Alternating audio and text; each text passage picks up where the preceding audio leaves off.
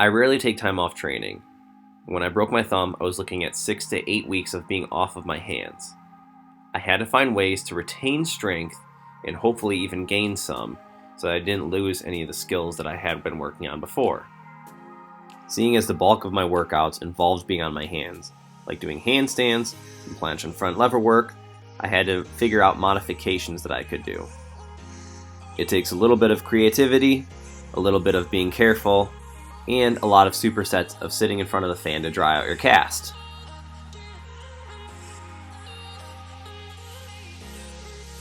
In lieu of stalder presses and other press handstands, I did a lot of forearm presses. Generally, I would do 3 to 5 sets, 3 to 7 reps, but of course that depends on your skill level. As you can see here, I found it difficult to keep external rotation, and when I took weight off my hands, they tended to slide in, making it more narrow. This is not necessarily a problem, but I did find a variation that I liked with a yoga block in between my hands to help keep external rotation.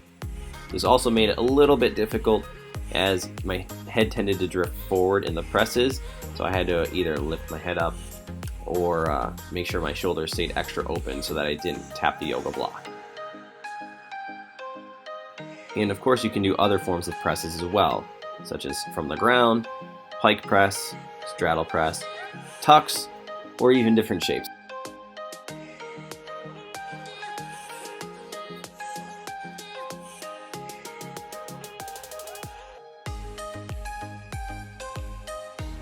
I also like to do side bends and shifts as a form of one-arm handstand training and flexibility training, so you can do the same thing in forearm stand here.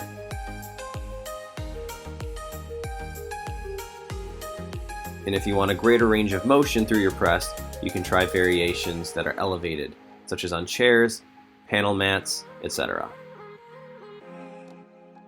Just don't re-injure yourself in the process.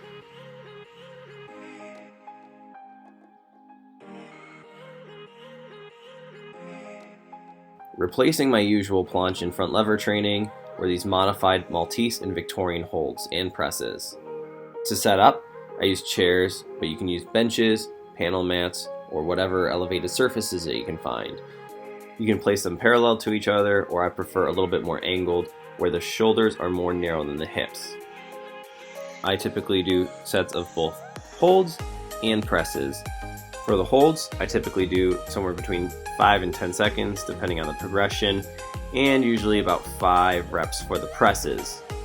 I do about 3 to 5 sets of each, and I superset the push and pull. But you can adjust to your abilities and goals. The holds and presses can be part of the same set, or you can break them up into 2 different exercise sets. You can use the same progressions as your normal press training, like pike, tuck, open tuck, straddle, single leg, and full.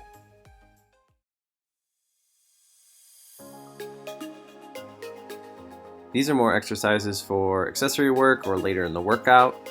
I like to put these sandbags on my arms at like forearm or elbow level. You could also put some weight in a cloth bag or something sturdy, but it doesn't really take that much weight for these.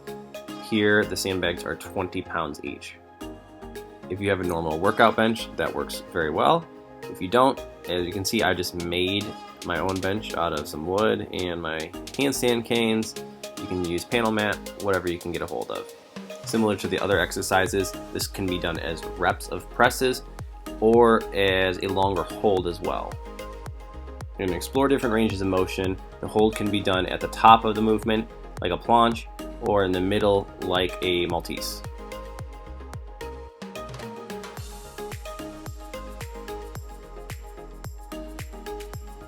I also superset these exercises and do between 5 and 15 reps with 3 to 5 sets.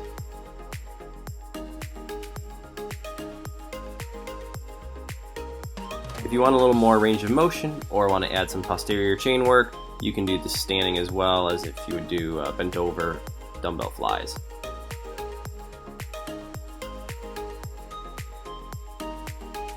While the last exercise lacks full range of motion, I use these prone shoulder flexions as a way to get the end range of that press motion. This can be done on the floor. However, if you have tight shoulders or want more range of motion, I suggest doing it on an elevated surface, and you can use weights as well. This is a pretty standard exercise if you're working on planche for low back and hip extension, but if you're having trouble anchoring your arms due to your injury, you can find a grip that works for you, or tie a rope around a bench and slip your arms underneath, or have a partner assist you. Finding bent arm strength exercises was the hardest part about this process, and this is one of my go-to exercises. Since I was unable to do pull-ups, we could do something similar with this setup. I could get 3 fingers on my left hand around the band, and we anchored the band to a low post. If you find this angle uncomfortable, you can lay on a panel mat or a bench or something to elevate you up. Another variation was with an isometric hold as the opposite arm does the motion. And while it's not shown here, I was able to do a little bit of bent arm push strength by having the band on the same post, and turning around and sitting or standing so that I could do elbow extension set up as an overhead tricep extension.